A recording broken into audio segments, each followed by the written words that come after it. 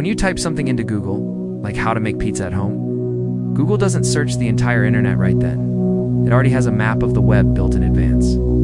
This process happens in 4 main stages. Crawling Google uses automated programs called bots or spiders.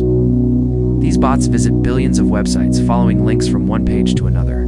They read everything on each page: text, images, titles, and links. Then they move on to other pages, like bees flying from flower to flower collecting nectar information. Indexing. After collecting data, Google analyzes it and stores it in a huge database called the index.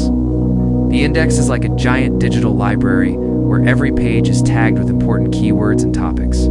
For example, a page about how to make pizza will be tagged with words like pizza, dough, recipe, oven, tomato sauce, etc. When you search, Google looks through this index, not the live web. Ranking. Google's algorithms, complex math formulas, decide which pages are most relevant to your search. They check relevance: does the page contain your keywords? Quality: is the content trustworthy and well-written? Popularity: do other sites link to it? User experience: is it fast, mobile-friendly, easy to read? Location and language: to show results near you or in your language. Then Google ranks the pages and shows you the best ones first.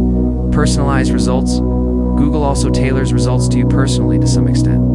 Your past searches, your country or city, your device, phone, computer, etc. That's why 2 people might see different results for the same search. In short, Google explores the web, builds an index, gives ranks, pages using algorithms, shows you the most relevant results.